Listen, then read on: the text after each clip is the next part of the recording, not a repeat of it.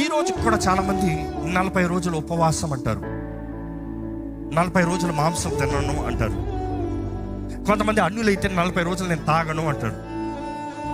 40 రోజులు నేను దేవునికి దగ్గరగా చేరుతున్నాను అని చెప్పి పోనోగ్రఫీ చూడను అంటాడు. ఎన్ని రోజులు ఇదంతా? 40 రోజుల తర్వాత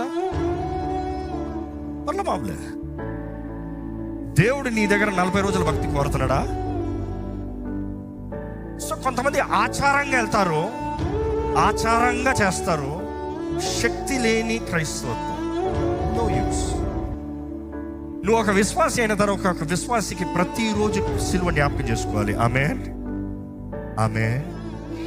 ప్రతిరోజు సిలువ, యేసు నీ కొరకు సిలువలో చేసిన కార్యం, దాన్ని బట్టి ఉంటుంది ఒక విశ్వాసి జీవితం. What am I in Christ? క్రీస్తులో నేనేమై ఉన్నా? క్రీస్తు సిలువలో చేసిన కార్యాన్ని బట్టి నాకు ఏం కలిగి ఉన్నా?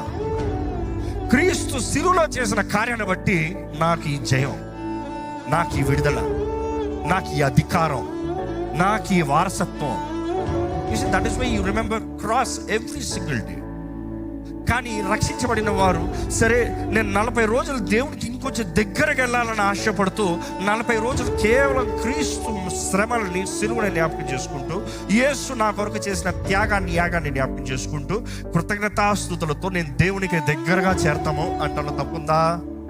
లేదు. సో ఇఫ్ యు సే నేను క్రీస్తు శ్రమలని జ్ఞాపకం చేసుకుంటున్నాను, క్రీస్తు సిలువని జ్ఞాపకం చేసుకుంటున్నాను, 40 రోజులు దేవుని దగ్గరికి వెళ్తానంటే గో అహెడ్, వండర్ఫుల్. కానీ కేవలం నేను ఇది తన్ను అది తన్ను అని చెప్పి ప్రార్థన చేయకుండా వాక్యం చదవడం అంటే వేస్ట్. అందుకని అంటాను, నువ్వు ఉపవాసం ఉండకపోయినా పర్వాలేదు, కనీసం నిజంగా ప్రార్థన చేసావు అనుకో, నీ జీవితంలో శక్తి ఉంటుంది.